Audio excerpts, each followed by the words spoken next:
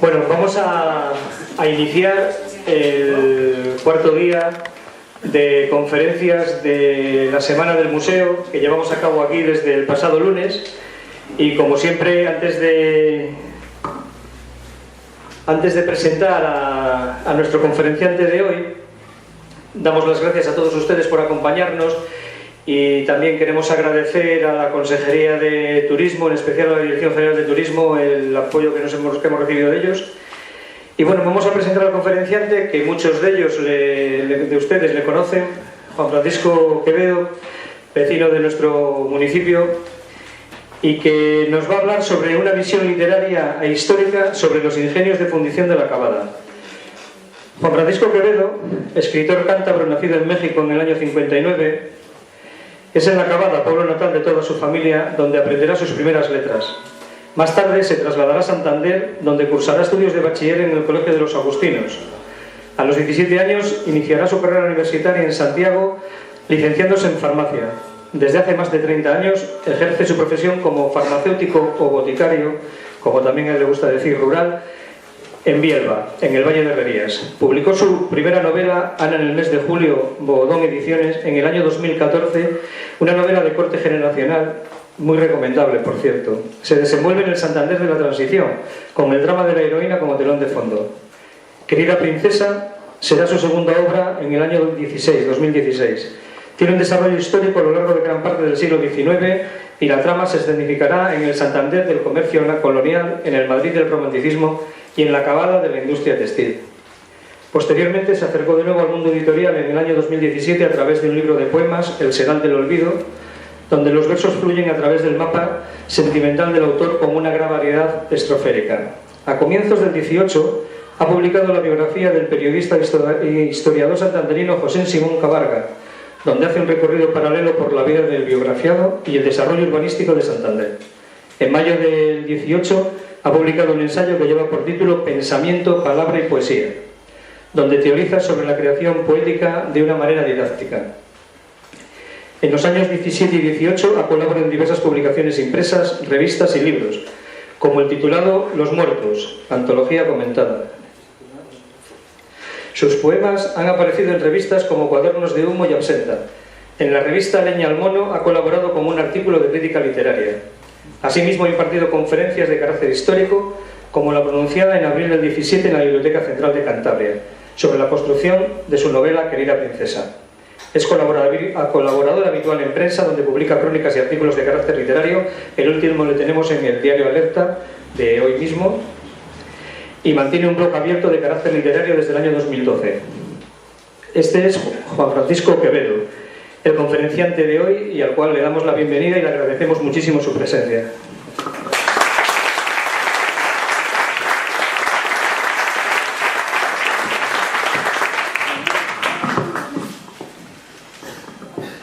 Bueno, lo primero, que es una sensación muy agradable estar en casa y sentirte en casa, que no es lo mismo, pero en mi caso ahora mismo sí, así lo siento, ¿no?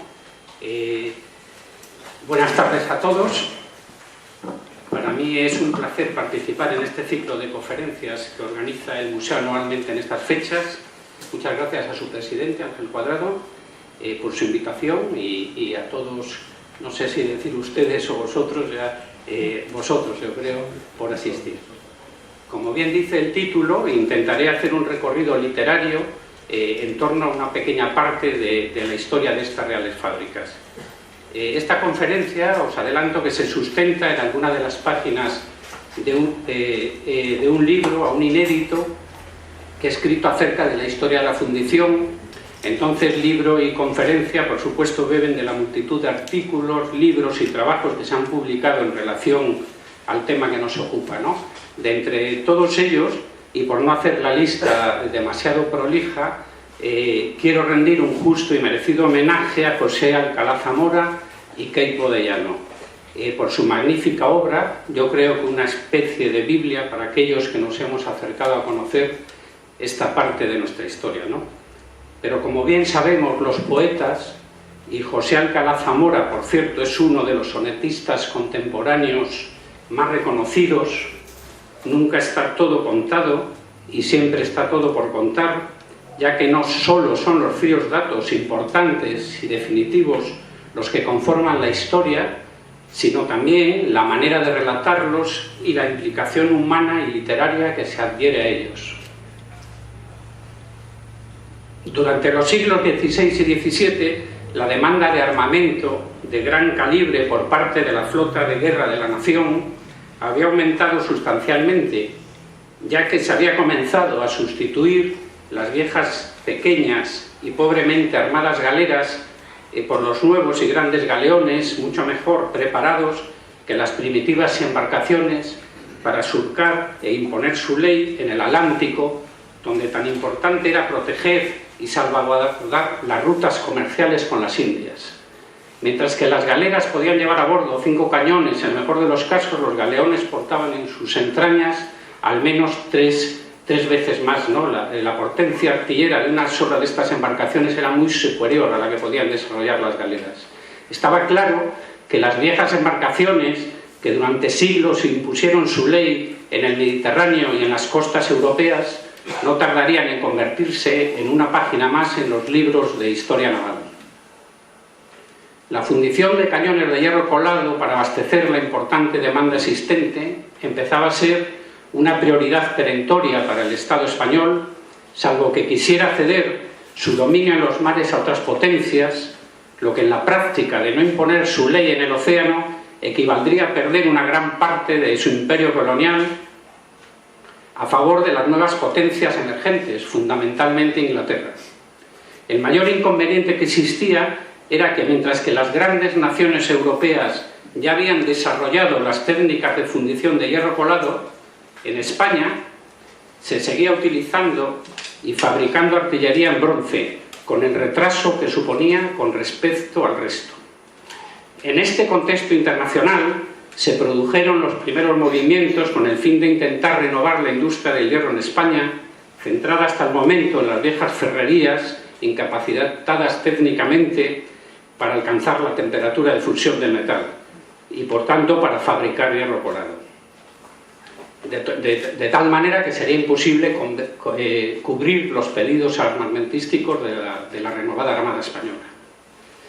Era una necesidad urgente construir altos hornos en un lugar seguro y que estuviera a salvo de ataques exteriores, por lo que forzosamente tendría que ser en el interior de la península. A pesar del empeño de la Administración y de las necesidades perentorias de la Marina, no se consiguieron grandes progresos para obtener cañones de hierro a escala industrial hasta muchos años después, debido en gran parte a la negativa del personal cualificado y especializado a trasladarse a nuestro país, por un miedo yo creo que más que justificado a la Inquisición. No obstante, durante el siglo XVII ocurre un hecho que a mí se me antoja crucial para el futuro de las todavía por entonces inimaginadas fábricas de la acabada. Un importante industrial vejez llamado Juan de Curcio, nacido en 1551, fue con apenas 30 años nombrado comisionado general de municiones de guerra en los Países Bajos por el rey Felipe II. Esa experiencia como proveedor de los ejércitos españoles en Flandes, tanto con Felipe II como con Felipe III, le debió de servir para que naciera en su interior la idea, todavía por entonces una remota posibilidad, de instalar algún día una moderna fundición de hierro en el norte de la península. En cualquier caso, de no haberse producido el nombramiento de Juan de Curcio, lo más probable es que él jamás se hubiese ocupado de instalar una industria de fundición en España y, por tanto, de haberse hecho, no habría sido su mentor, por lo que las posibilidades de que se hubiera levantado en la acabada habrían sido nulas. Durante 1602, en los primeros años del reinado de Felipe III, se producirá un nuevo intento por parte del gobierno español para encontrar fundidores dispuestos a venir a España. Las negociaciones que se llevan a cabo fracasan y se desecha el intento nuevamente. Pocos años después, en torno al año 1613, aún durante el reinado de Felipe III, Juan de Curcio inicia conversaciones, gracias a las buenas relaciones obtenidas durante esos años como proveedor de los ejércitos, con determinados personajes influyentes del Estado español, con vistas a realizar el sueño empresarial de producir hierro colado en España. El Consejo de Estado le concede a él y a su socio en estos menesteres, Ortuño Duarte, el privilegio en exclusiva para fabricar artillería durante 12 años. Al fructificar estas gestiones en este privilegio, este importante comerciante se decide a dar los primeros pasos, arriesgando parte de su fortuna y su cómoda y holgada vida con la finalidad de fundar las primeras fábricas siderúrgicas del país, los primeros altos hornos españoles, que por cierto yo creo que se adelantan más de 100 años a los de Ronda, o casi 100 años. Juan de Curcio, sin duda, era el hombre adecuado para llevar a cabo este ambicioso proyecto. Poseía la ciencia y el conocimiento de las técnicas de fundición, una mano de obra altamente cualificada, compuesta por expertos operarios fundidores de toda la comarca, si nos referimos a los términos geográficos y geopolíticos de entonces, flamenca, si nos referimos a los de ahora, valona, dispuestos a seguirle, y el capital necesario para afrontar la gigantesca empresa de instalar los primeros altos hornos en España. El nuevo plan se acababa de poner en marcha y esta vez no iba a fracasar por la negativa del personal especializado a venir al inquisitorial España. Juan de Curcio, compatriota de ellos, se iba a encargar de convencerles para que se embarcaran en el atrayente y dificultoso reto por ejecutar, una aventura un tanto incierta y que se prometía además llena de escollos. Inicialmente va a visitar el País Vasco, donde realiza los primeros movimientos para intentar emplazar la fundición en esas tierras. Su paso por la zona supone un completo fracaso debido sobre todo a la oposición frontal suscitada entre el paisanaje de las antiguas ferrerías, recelosos ante los nuevos métodos de fundición en los que veían una dura competencia. Refugiándose en los fueros que prohibían la formación de monopolios, lograron su objetivo. Superado el contratiempo, Juan de Curcio no ceja en el empeño y viaja hasta la cercana Cantabria, entonces conocida por la montaña, donde a orillas del río Miera por fin encuentra, sin cortapisas legales, el lugar apropiado para poner en marcha la fundición. En el Molino de la Vega, una antigua y modesta ferrería que alquila en febrero de 1618, comenzará los primeros experimentos, fruto de los cuales surgiría la fábrica más importante de producción de hierro colado de la época. También, en ese mismo año de 1618, contrata la construcción de los que iban a ser y a pasar a la historia como los primeros altos hornos que se erigirían en el interior de la península. Son los que se llamarán San Francisco y Santo Domingo. Gracias a la constancia y tenacidad de este hombre, en una época en la que España dominaba Flandes, se produjeron las circunstancias necesarias para que el país se beneficiara del conocimiento de los ingenieros y operarios de la zona de Lieja, el lugar más avanzado y desarrollado en las técnicas siderúrgicas de fundación de hierro. Con este grupo de especialistas centroeuropeos y los vientos favorables de la siempre difícil política española, Juan de Curcio fue capaz de implantar, tras superar un sinfín de contrariedades, las fábricas de Yerganes, con lo que transformó la Marina de Guerra española y supo dotar a la nación de una fábrica de hierro colado que produjese los suficientes cañones y lo bastante asequibles como para abastecer a una flota en pleno desarrollo.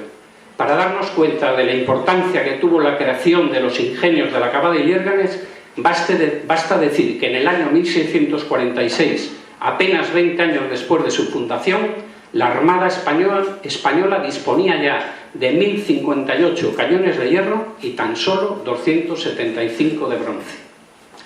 El empresario liegés,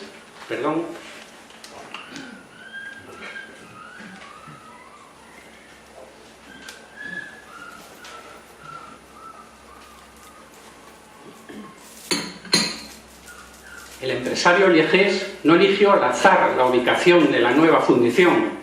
Enseguida supo ver las ventajas existentes en la zona del Miera. El lugar elegido fue fruto del estudio y dedicación de este hombre en un proyecto en el que acabaría perdiendo la vida y buena parte de su fortuna.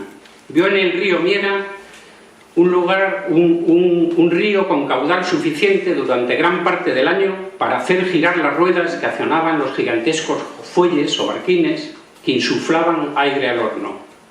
Igualmente, supo ver la existencia de una masa arbórea, espesa y generosa, como para producir el carbón vegetal con el que alimentar de combustible a los hornos. Localizó asimismo canteras en los alrededores para obtener fundentes, así como canteras con piedra abundante para la construcción de las instalaciones de la fundición, en especial de las espesas paredes de los altos hornos, cuyo revestimiento interior precisaba de piedra refractaria que también halló en las proximidades. Igualmente buscó y encontró en las cercanías mineral suficiente y con las características necesarias para la obtención de un hierro de calidad, sin olvidar que las tierras del lugar eran propicias para obtener arena y barro con las que poder hacer y enterrar los moldes sobre los que se vertería el hierro fundido.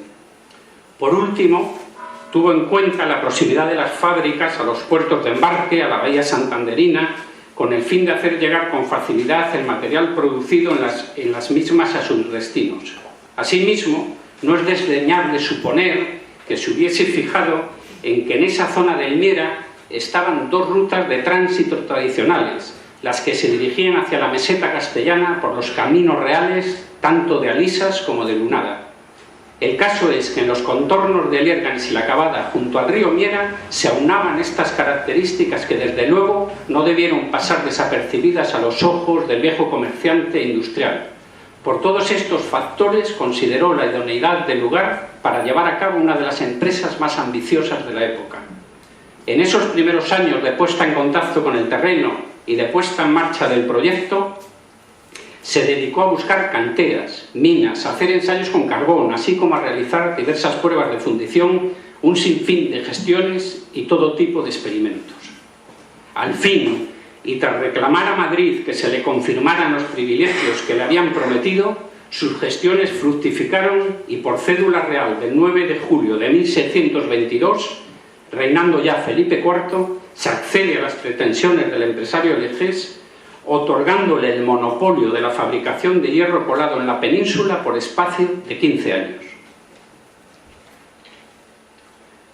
Juan de Curcio, durante todos estos años de lucha, tuvo que gastar una enorme cantidad de dinero, por lo que, a pesar de estar ya en marcha la fundición y cuando parecía que podía conseguir sus objetivos, hubo de recurrir a los prestamistas para poder continuar con la actividad.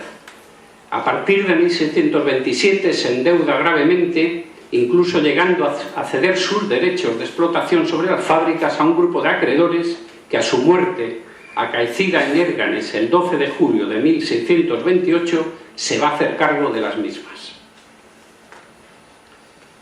Según escritura de la época, Juan de Curcio fue enterrado el 13 de julio en presencia de su hijo Fray Miguel en un sepulcro situado a la derecha del altar mayor y, tras los oficios pertinentes, abro comillas, fue sepultado en un ataúd de tablas ajustadas de castaña. Juan de Curcio fue inhumado en la iglesia de San Pedro en Lérganes y posteriormente trasladado a la iglesia de los Capuchinos en Lieja, templo que él mismo había mandado construir a favor de esta orden religiosa. Al final de sus días, tras acometer una empresa que le costó la salud y el dinero, Juan de Curcio muere sin haber llegado a ver el despegar de unas fábricas que estaban a punto de dar el salto a la prosperidad, siendo un claro ejemplo de lo ingratos y mudables que pueden llegar a ser el destino y la fortuna.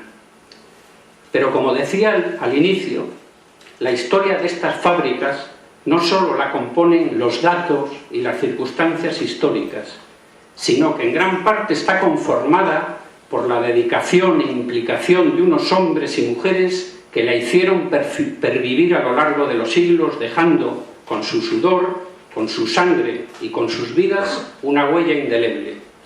Todos ellos formaron la colonia flamenca del Miera, aunque quizás sería más apropiado llamarla la colonia valona de las tierras medias del Miera.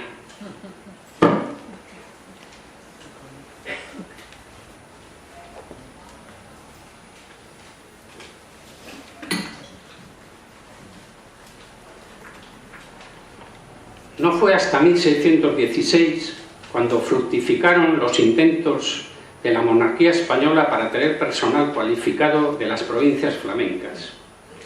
Y así llegaron los primeros profesionales traídos a estas tierras, de estas tierras y a estas tierras. Esto ocurrió cuando Juan de Curcio se desplazó al norte de España con el fin de poner en marcha este sueño.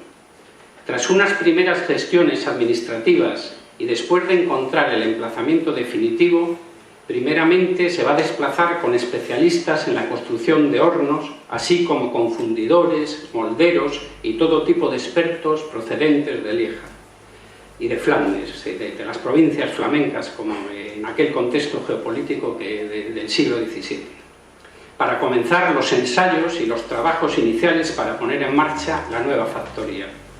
Es fácil suponer que los primeros flamencos que trajo Curcio a España vinieran sin sus familias y sin ninguna pretensión de permanencia y arraigo, ya que la empresa y los ensayos a realizar aún eran inciertos, tanto como los resultados que se podían obtener.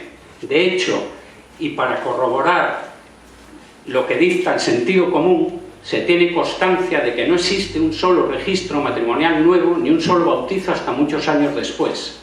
El primero tuvo lugar en 1630. Es de entender, por tanto, que muchos de aquellos primeros flamencos, una vez terminada su tarea, regresaran a sus hogares y aquellos que pudieran quedarse, poco a poco irían trayendo a sus familias. El primer flamenco español nacido en las fábricas de Liérganes fue bautizado el 23 de febrero de 1630 con el nombre de Romano Gautier. A partir de ese primer bautizo se comienzan a producir y registrar más nacimientos, pudiendo establecer esa fecha como el inicio de una colonia flamenca autóctona en la Cavada y Liérganes, que empiece a tener un verdadero arraigo en nuestra tierra. El primer nacimiento que figura en Río Tuerto es el de Julián Roqueñí, que tuvo lugar en 1646, y el primer enlace matrimonial data del año 1642.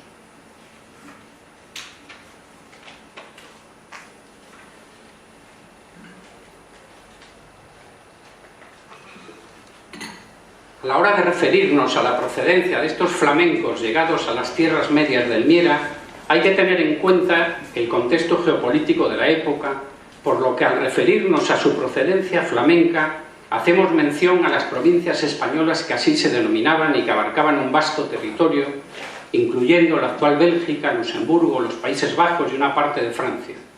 Ahora bien, si queremos precisar más el origen de estas familias, es de suponer que la gran mayoría, si no todas, procediesen de la zona valona.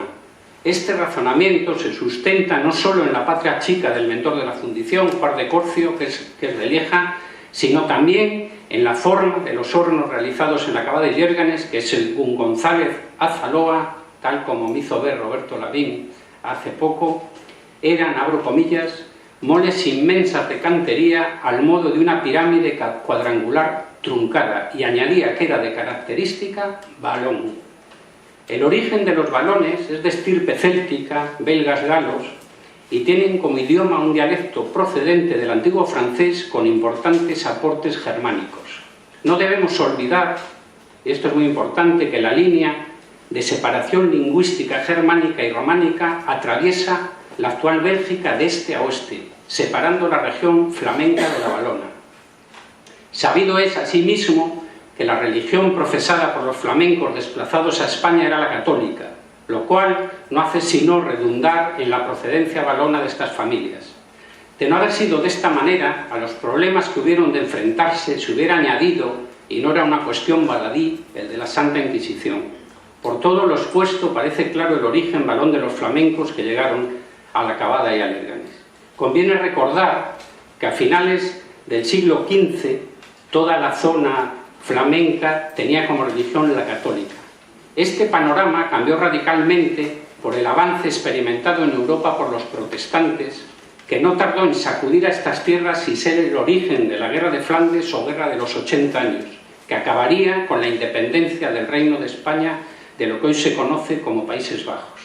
Durante la guerra, una ingente parte de la población belga protestante se desplazó al norte de la actual Bélgica creando una división lingüística y religiosa que ha perdurado hasta nuestros días. Al norte se ubican los flamencos y al sur los valores.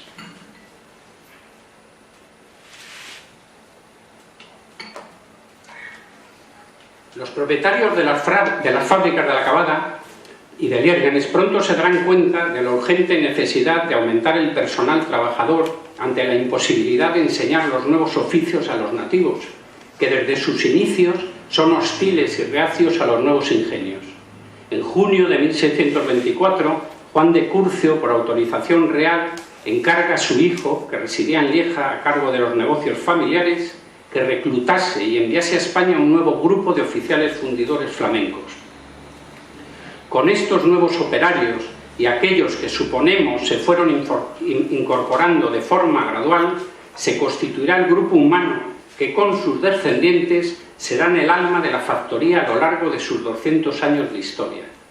Se estima que llegaron un total de 70 familias de las provincias flamencas, y más allá de las especulaciones sobre cuántas fueron las que se desplazaron, está claro que llegaron un nutrido grupo de ellas.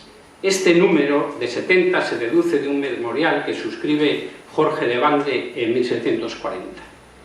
Probablemente la siguiente llegada importante de flamencos se produjera alrededor de 1628, ya bajo la dirección de Bande, para hacer frente a los nuevos y apremiantes pedidos, así como para dotar de personal cualificado a las nuevas instalaciones que en breve se levantarían en la Cavada.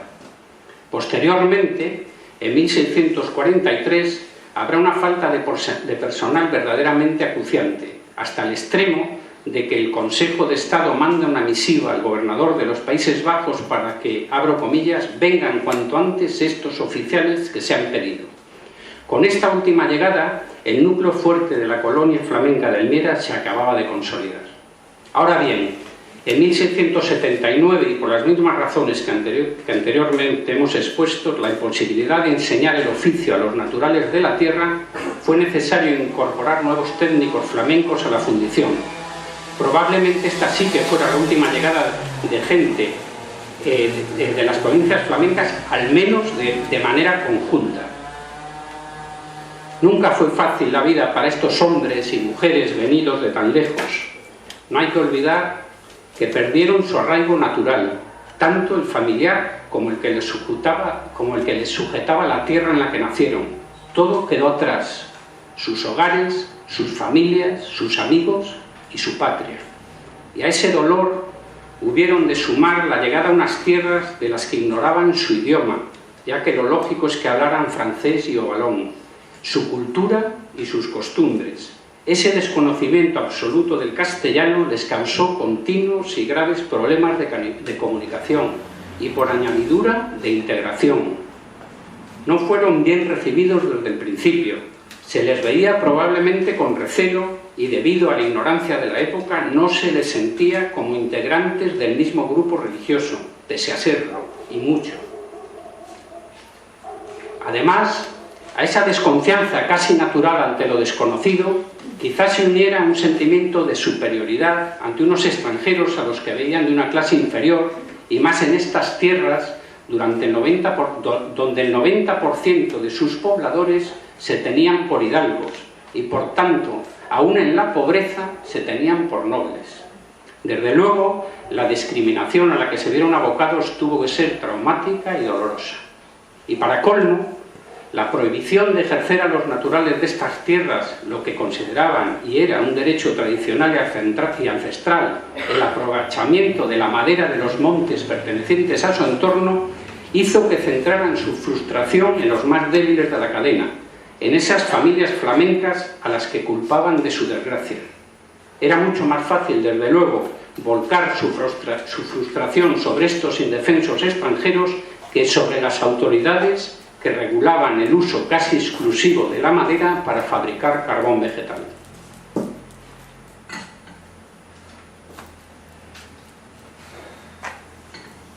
Las humillaciones y discriminaciones que se llevaron a cabo contra estos esforzados hombres y mujeres que sacrificaron sus vidas por servir a la nación española alcanzaron límites insospechados.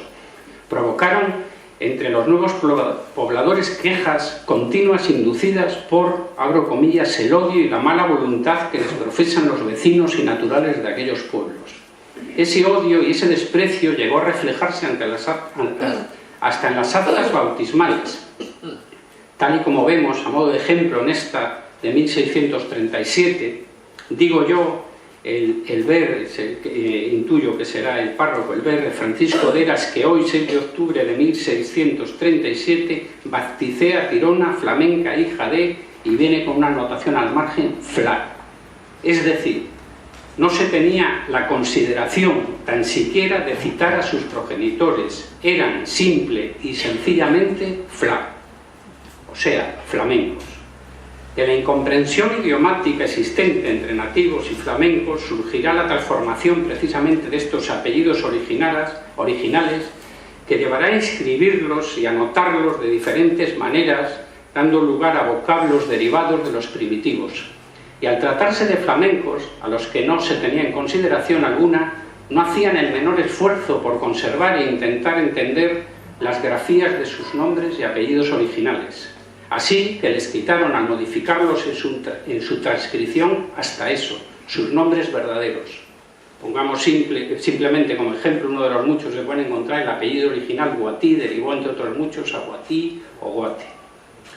Las intromisiones de los lugareños fueron mucho más lejos, ya que llegaron al allanamiento y al robo, tal y como lo denuncia Tomás Baldor en 1698, en representación de la colonia flamenca, manifiesta que los nativos les maltratan, abro comillas, penándoles y entrando en sus habitaciones con violencia y sacándoles prendas para hacerse pago de las penas que les hacían.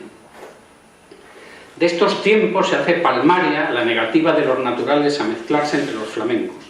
Veamos esta consideración que aparece en un pleito que se desarrolló entre 1698 y 1701. Ponen de manifiesto el, abro comillas, imponderable y sumo sentimiento a los naturales y vecinos de dicho lugar de Lércanes y demás de esa provincia la inclusión y mezcla de semejante gente. La animadversión era tan notoria en un escrito de 1755, los naturales les seguían viendo como enemigos y no se recataban en atacarlos como grupo étnico, refiriéndose al poder de la nación flamenca. De ese mismo año de 1755 se puede leer en otro documento cómo los flamencos se dolían por el sentimiento de rechazo que seguían generando más de un siglo después de su llegada. Habiendo ya nacido en España los actuales operarios y enlazándose ya por casamiento con las familias de aquel país, a muchas de estas que son de solar conocido se les agravaría bajando el honor adquirido a los operarios. Ya un año después, en 1786, los flamencos abundaban en la queja. Nos hace odiosos a los naturales en tal conformidad que no se verifica enlace de nuestras familias con las suyas. En consecuencia,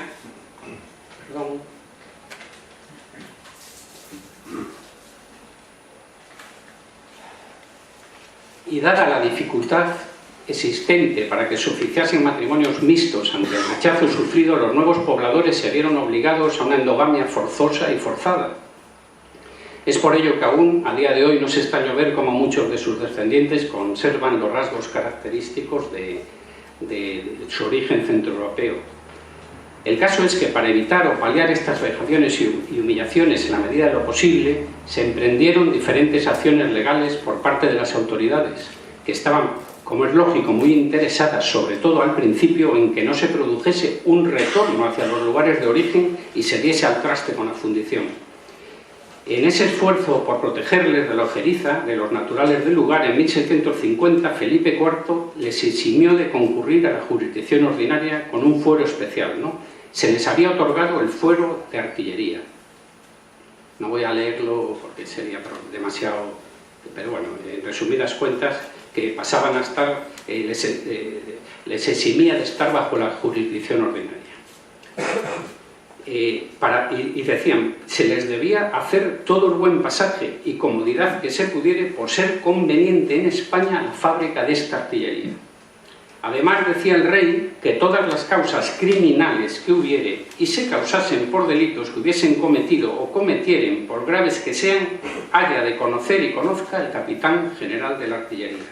Está claro que las autoridades se esforzaban en proteger a la población flamenca, sin duda temerosa de que se pudieran desistir al flojear su voluntad y regresar a su país. Después de 1 o 2 generaciones, con un verdadero arraigo, ya casi todos eran nacidos en estas tierras, este peligro desapareció, como es lógico. Pero esta protección a través de las leyes concedidas no fue suficiente para templar los ánimos. La población les menospreciaba e incluso les privaba de los puestos concejales, con lo cual la proyección social de la población flamenca era nula. Y de hecho, a partir de 1649, con el fuero de artillería concedido, los flamencos fueron empadronados, haciendo constar expresamente, por agravarles, su falta de hidalguía. En cualquier caso, el rechazo a los flamencos, que siempre fueron considerados y vistos como extranjeros, fue de tal calibre que llegaron a disponer para ellos de un lugar de enterramiento aparte, así que hasta la hora de darles su sepultura eran fehacientemente discriminados. Como consecuencia de la endogamia forzosa de estas familias y sus descendientes, se vieron obligados a mantener los secretos de la fundición, su bien más preciado, a buen recaudo, durante los casi 200 años que tuvieron que permanecer prácticamente aislados entre los hornos y las huertas de las fábricas. Todo este rechazo social se había incrementado, si cabe, como vimos, por la absoluta prohibición de cortar madera, ya que todo estaba destinado para hacer carbón vegetal para la factoría, lo que contribuyó a que aumentara ese odio hacia unos trabajadores, al cabo de más de 100 años y nacidos ya todos en la Cavada, a los que se les seguía viendo como extranjeros y a los que despreciativamente denominaban como rabudos. Quién sabe si fuera una alusión velada al mismísimo diablo, ¿no? Con Nicolás Xavier de Olivares al frente de la factoría y con Felipe V, el primer Borbón, como rey de España, se obtiene para los operarios flamencos, a petición, entre otros, de Pascual de Arche, el 15 de febrero de 1718, el privilegio de hidalguía, lo que parecía un paso en pos de la integración de la colonia flamenca de la Cavada. Aunque solo fuera en este privilegio se les concedía por el tiempo que estuviesen en las fábricas. Entonces, aunque solo fuera por el tiempo que estuviesen en las fábricas, esa era además la limitación expresa del despacho real, supuso un alivio para aquellos flamencos, ya que pudieron empezar a superar ese resentimiento. Después de 100 años obtienen este reconocimiento. Mucho tardaron en valorarlos, después de haber llegado a contribuir al engrandecimiento del país para el que realizaban un trabajo vital y además muy peligroso. Baste decir, para comprobarlo, que se habilitaron neveros en los puertos cercanos, como Lisas, por la demanda de hielo existente en las fábricas para poder atender a los numerosos quemados y heridos que se generaban como consecuencia del arriesgado y complicado trabajo que realizaban. Sin embargo, estos neveros naturales, dada su exposición y al calor y desprotección de los vientos, eran muy poco eficaces. En consecuencia, además de ellos, los naturales se habilitaban en torcas, en depresiones del terreno, se construyeron también fresqueras artificiales, como la de Fiñumiga, inmersa en una zona umbría y boscosa de hayas, en una hondonada profunda al pie de Lunada. Se ubica todavía hoy en día en una franja cercana al sendero de las Peñas de Miera, en el extremo inferior de la red de calzadas de la fábrica de Cañones. Se construyó esta fresquera en 1764, fecha grabada en el dintel, con grandes y espesos muros de sillería, siendo de forma circular y estando coronada por una falsa cúpula. Tiene paredes verticales que se hunden sobre la superficie del terreno de unos 3 metros de profundidad. Posee 2 aberturas, una más pequeña por la parte alta de la pendiente, en la parte baja del monte, que era por donde se realizaba la extracción. Bueno, por ahí se cargaba la nieve, y otra a modo de puerta en la parte baja del monte, que era por donde se extraía la nieve, el hielo. El sistema de producción de hielo consistía en almacenar en invierno gran cantidad de nieve, prensarla y aislarla térmicamente para que se conservase a lo largo del año. Esta se convertía en hielo, pudiendo la fresquera de Fiñumiga llegar a contener en su interior hasta 20 toneladas. Esta nevera además se siguió utilizando ya para otros fines hasta finales del siglo XIX, 50 años después de haber cerrado las fábricas. Hoy, por si queréis acercaros, disfruta de la sombra de las hayas bajo las que auxilió a tantos trabajadores. Posteriormente, a la concesión del privilegio de hidalguía y por cédula del 2 de marzo de 1755, el rey Fernando VI tuvo a bien confirmar el referido privilegio y hacer varias declaraciones para su cumplimiento. Está claro que el privilegio de hidalguía otorgado por Felipe V no había surtido los efectos deseados, ya que los operarios flamencos seguían siendo vilipendiados, tratándoseles de alguna manera como apestados. La confirmación por parte del rey Fernando VI de dicho privilegio tampoco contribuiría a la integración en la vida del pueblo de estas familias, que continuaron siendo rechazadas hasta extremos humillantes. Más tarde, el rey Carlos IV, por Real Orden del 27 de diciembre de 1793, concede el privilegio de hidalguía ya sin ninguna limitación, y asimismo se otorgó a los flamencos el uso de uniforme militar. De todas maneras, no va a ser hasta el 16 de mayo de 1794, reinando Carlos IV, cuando por real despacho emitido en Aranjuez obtengan de manera plena y tajante y sin restricción a permanecer en las fábricas la condición hidalga.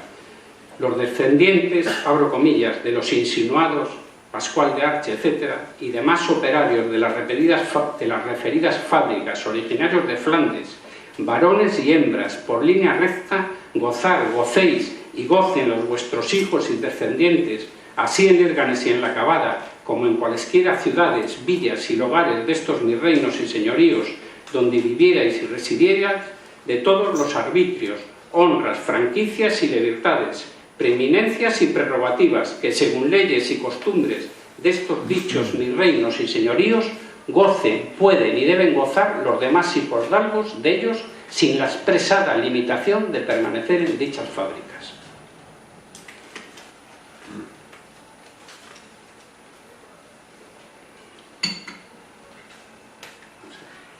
De todas aquellas familias flamencas que llegaron a La Cabada y que se mantuvieron en la fábrica durante 5 o 6 generaciones a lo largo de 200 años, hoy permanecen en la zona la huella de sus apellidos que nos recuerdan las penurias de estas castas. Nuestros apellidos, Miró, Arche, Roqueñí, Baldó, Bernó, Lombó, Uslé, etc., esparcidos por el mundo, los portan sus descendientes orgullosos hoy en día al ver reflejados en ellos, además, el trabajo, el sacrificio y la dedicación de sus antepasados.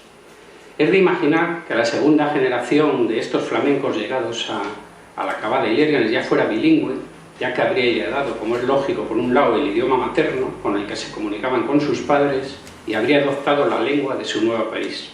A pesar de ello, continuaron viéndose obligados a encerrarse en sí mismos, por lo que no les quedó más remedio que relacionarse exclusivamente entre ellos, provocando, como vimos antes, una endogamia forzada. De hecho, fueron numerosas las solicitudes de dispensas a Roma para poder contraer matrimonio parientes en primer grado por culpa de la consanguinidad. Sin duda, este grupo de flamencos en eso se parecían a las casas reales, donde los matrimonios entre parientes de primer grado eran moneda de cambio corriente.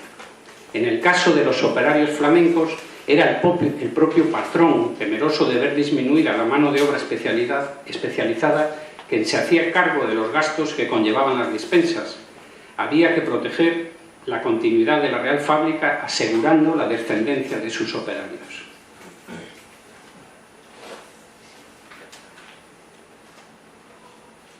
Como podemos observar, después de 150 años de estancia, aún se veían en la necesidad las autoridades de distinguir entre naturales del país y flamencos. Habían pasado varias generaciones desde que arribaron a La Cabada y Lérganes y las burlas y vejaciones no se habían extinguido, hasta el extremo incluso de disuadir de matrimonio a los naturales que pudiera haber dispuestos a contraerlo para no exponerse a los oprobios que daría lugar el casamiento por parte de sus vecinos.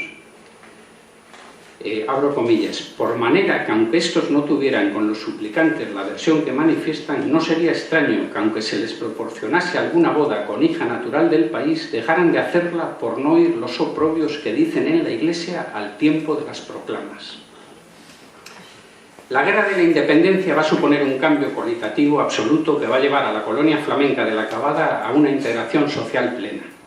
Durante la guerra, La fundición, con sus hombres, va a apoyar decididamente la causa fernandina, ayudando en lo que pudieron a las partidas guerrilleras, llegando incluso a instalar una forja encubierta en el monte para reparar todo el armamento de la guerrilla de Campillo.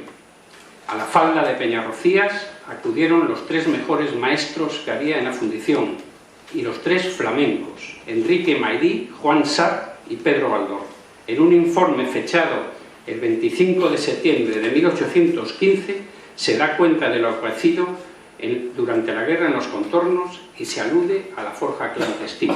Abro comillas, una armería en la altura de la Peña de Rocías del Valle de Soba para surtido de las tropas que componían el 2º Batallón Cántabro. De hecho, el grado de compromiso fue tal que cuando los españoles lograron ocupar nuevamente Santander, 3 de los 4 hombres a los que se encargó la reorganización de la provincia pertenecían a las fábricas. Sin embargo, después ya no vinieron buenos tiempos. Los operarios de las fábricas, con la guerra y tras ella, se encontraban desamparados y en la miseria. Habían dejado de cobrar sus sueldos durante al menos 10 años y habían sido pasto de las enfermedades, por lo que muchos jóvenes se vieron obligados a emigrar. Tras la guerra, apenas quedaban 1/3 de los antiguos trabajadores sin disposición de poder volver a la fundición. Todo ello queda reflejado en esta carta de Golfango de Muchá del 5 de noviembre de 1817. El Estado sentirá privadas estas fábricas de sus mejores artesanos, cuya mortandad ha sido tan rápida que apenas existen, digamos, la 1/3 parte de útiles operarios.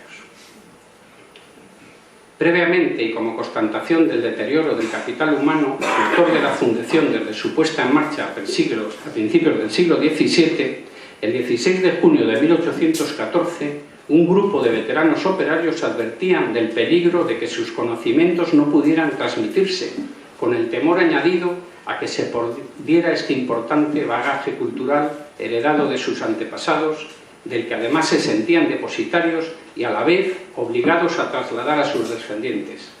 La lealtad hacia la tierra a la que habían venido hacía 200 años de estas familias flamencas y el miedo a causar un grave perjuicio al Estado al poder perderse sus saberes centrales no hacían sino enaltecer el noble espíritu de aquellos hombres sacrificados, acostumbrados al ingrato, asfixiante y duro trabajo de los hornos de fundición.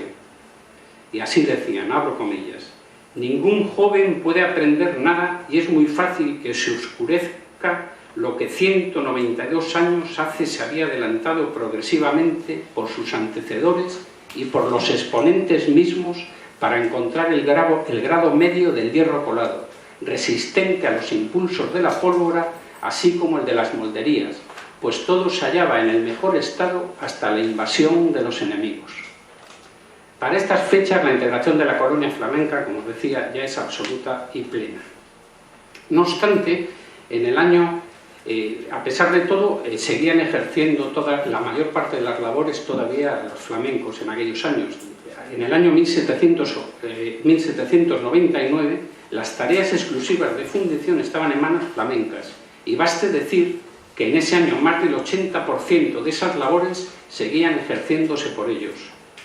Portaban con orgullo las técnicas y los secretos heredados de sus antepasados, se vanagloriaban de la pulcritud y perfección con que desempeñaban su trabajo y no veían con buenos ojos las intromisiones en sus faenas ni los cambios que les eran impuestos. Se manifestaron siempre fieles a la corona española y a los asentistas a los que sirvieron, a los olivares, y todo lo hicieron a pesar de las penosas y duras condiciones de trabajo, a pesar del calor asfixiante, a pesar de las guardias permanentes, nocturnas y diurnas, y a pesar de los accidentes tan numerosos con quemaduras constantes, a los que habría que añadir las graves lesiones que ocurrían en otras labores como barreno, pulimento, etc., de las piezas, al desprenderse fragmentos de metal a gran velocidad. Nada les impidió mantenerse orgullosos de su oficio y de sus ascendientes. Aquel martes 10 de noviembre de 1826, día en que finalizó la última campaña de fundición, campanas de muerte resonaron por entre las cercanas brañas, anunciando el último sangrado de unos hornos que ya jamás se volvieron a encender. no solo sangraba el hierro fundido de la última colada, sangraban las entrañas mismas de una empresa bicentenaria que tocaba su propio fin. Y en ese último sangrado se extinguía la estirpe de aquellos operarios que habían entregado su vida y casi su alma a la buena marcha de una ingrata causa, demostrando una voluntad, nunca mejor dicho, de hierro. En 1835, las legendarias fábricas de la Cavada son de hecho cerradas. Atrás quedaban en la historia los 26.000 cañones que produjeron. En el año 1838 son llevados a Santander los cañones y municiones que, como viejos y conocidos fantasmas familiares, vagaban todavía por la factoría, dejándose amontonados y abandonados sobre los muelles de la capital. Allí estuvieron intentando sobrevivir a su destino de huérfanos sin hogar 247 cañones hasta el año 1847, en que, completamente inservibles, se sacan a subasta pública, siendo vendidos en poco más de 170.000 reales, cuando solamente para su elaboración se habían gastado más de 5 millones. Así, tristemente, acabaron los últimos cañones fundidos en los altos hornos de la Cavada. Veamos una crónica del madrileño diario El Católico, fechada el 2 de febrero de 1845. Abro comillas. Yacen a la cabeza de este muelle, tendidos a la larga y envueltos en húmeda y salitrosa arena, 247 cañones de hierro que vinieron de las fábricas de la Cavada. Los descendientes de todas aquellas familias que fueron traídas de lejano Flandes, sin embargo, perviven a pesar de los pesares entre las ruinas de la fundición. Y hoy, más o menos dispersos, cuando llegan noticias de aquellas reales fábricas, no pueden evitar una mirada nostálgica al esplendor que un día tuviera aquel lugar en el que sus antepasados se dejaron la vida para que así fuera. Sobre las ruinas de las posesiones que tenía la fábrica en Valdelazón se fundó una próspera y moderna industria textil. La fábrica textil de la Cavada, además, se mantuvo activa algo más de 100 años, cerrando sus puertas el 8 de diciembre de 1965. Con su desaparición se agota un ciclo, aquel que se iniciara con la fundición y que de alguna manera se prolongara a lo largo de 350 años de historia conjunta. El poeta de la generación del 27, Gerardo Diego, canta desde sus versos con una referencia al glorioso pasado de la fundición, a este moreno y preciado algodón que salía de las entrañas de la fábrica de tejidos La Montañesa Textil. Algodón de la Cavada, blanco o moreno algodón, con el sello del cañón en tinta roja o morada, ¿cómo olerá la almohada en el lecho limpio, honesto? Tal vez el futuro depare a la Cavada nuevos tiempos, si no de gloria, al menos de próspera tranquilidad. Así sea y así se lo deseamos. Muchas gracias.